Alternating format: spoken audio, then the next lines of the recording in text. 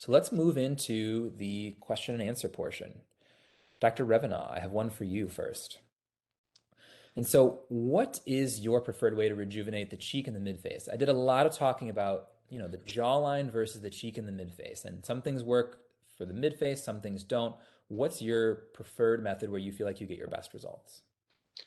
Yeah, I think you covered everything very, very nicely. I think the real question is kind of what the patient's trying to achieve and what else we're doing, as you kind of mentioned. If we're trying to do something more minimal, then something like an isolated mid-face lift might be reasonable. And it kind of depends on where they're talking about in the cheek and the mid-face. Some patients say, it's my cheek, but they're really talking about the lower lid where a blepharoplasty is really all that's needed. Um, if we're trying to do something more intense, then a deep plane facelift really actually does, as you correctly pointed out, reposition those fat pads in the mid face and can be very rejuvenating for the mid face. Fantastic. Yeah, I completely agree. It varies patient to patient. I think that if I can I would always prefer to reposition over add volume. And so if I can use patient, even a cheek lift, but more importantly, probably a deep plane facelift, that really repositions everything back to where it was 10, 15 years ago. And so I have seen my best results with that as well. Yeah, and I think it's important to point out that there's not always a difference between lifting and adding. Sometimes you do both. In incredibly thin patients, you lift, and that still may not be enough to fully rejuvenate, and you may want to add a little fat to it, as you said. Yeah, fantastic. Thank you. All right, Dr. Smith. So we talked a lot about, corset, traditional corset neck lifting versus the deep neck lifting, which has, as I said, gained traction over the past 5 years or so. What proportion of your patients do you feel like are served well with deep neck lifting techniques, and what proportion can get by with, a simple plication of the platysma muscles and a corset neck lift?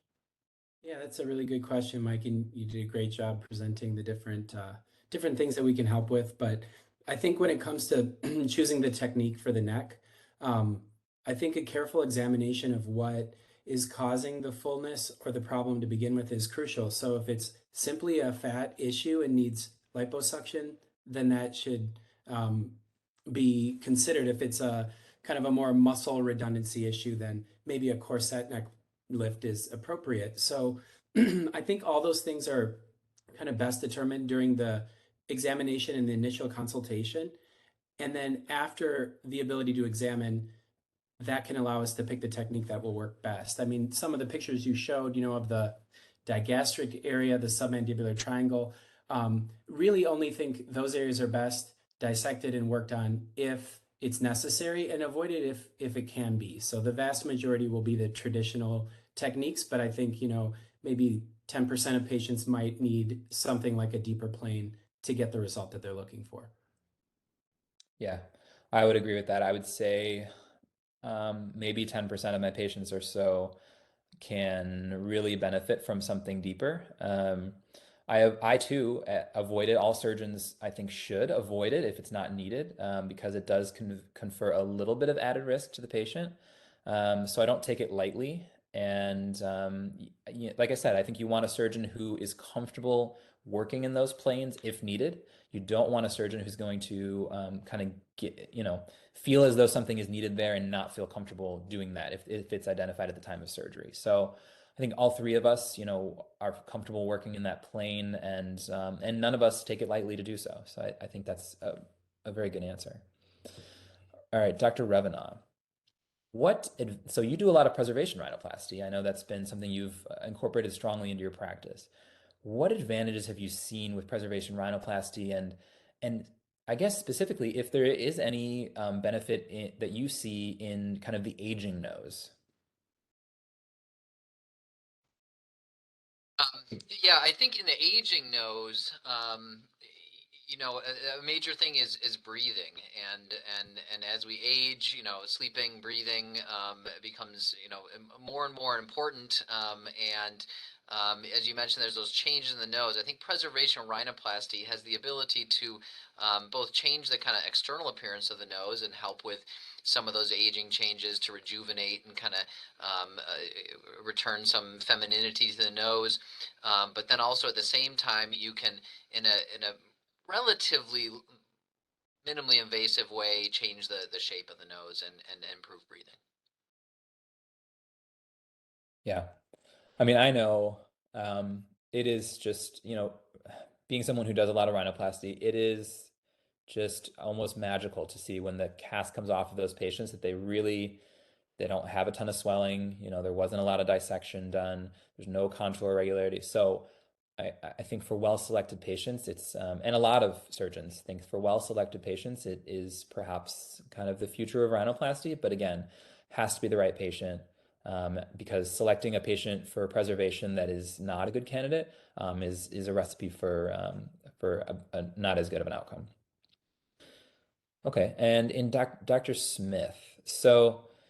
This kind of goes is a similar question to, I guess, my last one for you. In what patients are you typically recommending a mini lift, and in what patients are you, pulling the trigger and saying, a deep plane facelift is the way to go? And is there any middle ground? I know I personally, as I said, kind of shy away from the middle procedures like SMAS facelifting. I typically will go one or the other, a mini or a deep plane, but I want to hear kind of your algorithm for that. Yeah, that's a good question, and always one of the most, I think, challenging decisions that we make is what is the best technique for that particular problem.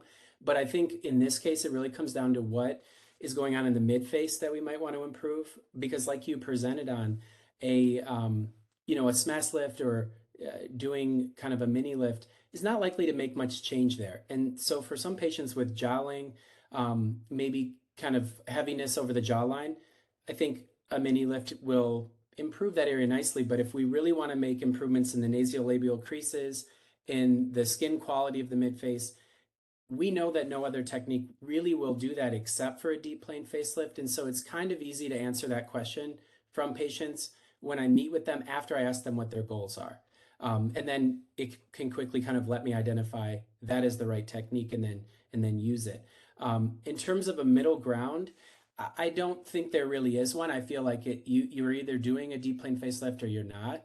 I think that one of the nuances that we think about is the appropriate vector to lift. We don't necessarily want to lift the face straight horizontally and back, or that's going to look fake or kind of plastic afterwards. Yeah. If we lift the face up, though, and restore it to where those tissues initially were a decade ago, we'll get a much better result. So I think we can probably affect better change by picking one procedure or the other for the right patient and then incorporating those nuances, as opposed to, like you said, trying to split hairs and do it all with one procedure, which we know isn't really possible. So I don't really like to pick a middle ground step, but I like to be very confident about which one that we're walking into the room with.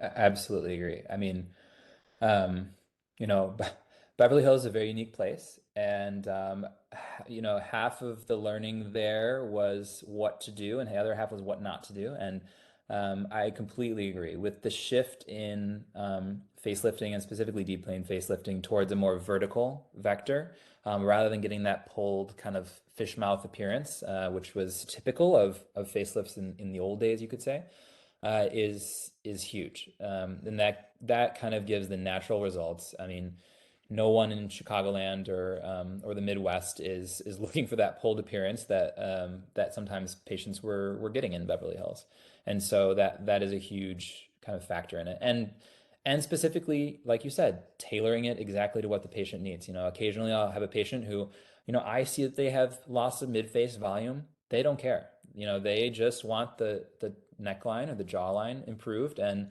they don't want to do anything to lift that, and that's fine. So I think you're exactly right. Tailoring it to the patient's goals is probably the most important thing. Okay, a couple more here. Dr. Revenaugh, what is your go-to treatment for these fine lines and wrinkles around the mouth that can develop? Oh, those are challenging, Yeah. and that's often a complaint. But there's not a lot of surgical options for that. If it's the nasolabial folds and the marionette lines, well, that's where the surgical things we've been talking about are super helpful. The really fine lines and wrinkles, I mean, you can use certain fillers around the lips, but really go to is some type of resurfacing procedure for the really fine lines, those vertical fine lines and wrinkles around the lip, and usually that's an ablative type of laser procedure for resurfacing. Yeah, I also have had some good luck with just dermabrasion. And so, dermabrasion is just for everyone out there is kind of an old school way of getting rid of these really fine lines. And it's again made sort of a resurgence in the past 2, 3 years as another alternative. And it can be a helpful adjunct if a patient's, undergoing a facelift or something under anesthesia. We can just do a little dermabrasion of these fine lines around the mouth and have seen good results with that as well. Okay. You know, I think that's about it. I think that wraps it up. You guys answered all the questions I had for you. I think that does it for us. Again, we are, happy to meet with anyone, happy to do a consultation with anyone who has further questions. Just reach out to us, reach out to our patient care coordinator, and we hope to meet everyone soon. Hey Mike, before we hop off, I saw there's a QA here, and there's a few questions that kind of Ah, a few of them are just kind of in the same category. Like, do we offer procedures together? Like, I see one like a brow lift and a facelift, or a buccal fat and a lower yes. facelift or neck lift. Yeah, I mean that's the key, as you guys were just mentioning. That really we tailor it to whatever the patient is looking for, and some patients are interested in really kind of going all in and getting as much as they can do. Other patients really want to step into doing a more kind of minimally invasive procedure, maybe an eyelid lift, something easy, and see how the recovery is, and then delve into something further. So you can combine really any of these procedures together, and it's really just a matter of what the patient's interested in, recovery time, cost. There's a number of factors. Yeah, and I don't even think there's a right answer to that, I would say. I have patients who say, I'm so glad I did this all at once because otherwise, I just don't want to spend the time. I want to knock it all at once. I have other patients that say, I'm so glad I split this up because otherwise, it would have been a significant recovery. So it really is patient dependent. I actually don't think there's necessarily a right answer for that. Yeah. Were there any other questions on there that you guys saw? I don't think I have access There to. was one about experience and any differences with African American skin. There we all have a lot of experience in various ethnicities and surgery and rejuvenation. The considerations in different skin tones is really around scarring potentially. And so you just want to talk to your surgeon about that. But there's no real inherent differences. You just want to make sure that you're doing the best thing you can for potential scarring. I don't know if you guys have anything to add to that. And then there was one about ultherapy and fibroblast plasma pen. Those are two things I don't have any personal experience with. I don't know if you guys have comments about those. Therapy, I had just a little bit of experience with, and I honestly didn't find it to be as beneficial as some of these other things that we talked about. And so I have not made moves to adopt it into my practice. Yeah, I think for us, a lot of the energy-based devices that are out there, if you do your research and kind of look at them, the results are modest. And with the three of us being surgeons, we're kind of gravitate more towards the results. So the things that are getting us those really kind of great results. And so yeah, I think you just have to if you're looking at energy devices, plasma pen, all therapy. There's a number of other things on the market out there. Cool Sculpt. Just want to be thoughtful and talk to your provider about what kind of goal you're aiming for, and is it really going to be able to achieve that? And then also cost is a factor to discuss with them too. Absolutely. And I mean, you'll find, it's no coincidence that a lot of us have similar thoughts on which procedures we favor. And it's no coincidence that, you look at those worth it ratings, it tends to be some of the higher ones. And the reason is because Having done this a lot, you kind of see what works and what doesn't, and what patients are really happy at the end of the day, and gravitate towards those. And so, I'm happy to discuss any interventions that patients want to discuss. And typically I'll try to steer them towards the things that I think are really kind of the bang for their buck, or what, going to give them the best result for what their issues are. Yeah, exactly. Last two questions we can finish up with. Let's see. Okay. There's one about will Botox help with the lower eyelid bags? Unfortunately, not really. Yeah, it's more for the little lines in the corners of the eyes, but for actual bags under the eyes or the dark circles, it's really filler and surgery. And I think we all kind of have thoughts on that. Last one was that someone just asking about the consultation phone number because they're listening to us, so they can't really see the video. Um, so well, there's rushfacialplastics.com is where you can look us up online, and then the phone number I actually don't have in front of me I here. have it here. Yeah, It's 312-563-7000. So that phone number is the best way actually to schedule a consultation, because that goes right to our patient care coordinator or to his voicemail if it's after hours. And if you leave a message with your callback, he'll just get in touch with you and get you on our schedule. Again, that's 312-563-7000. yeah. And we just put it in the Q&A. If you want, you can look in there and see those things in there. Great. Guys, thank you so much for adding your expertise, for joining. I think this was great. I think we got through a lot. Yeah, Thank you. great. Thanks for putting it together, Mike. Have a good night. Have a good Have a night, good night everyone. to all.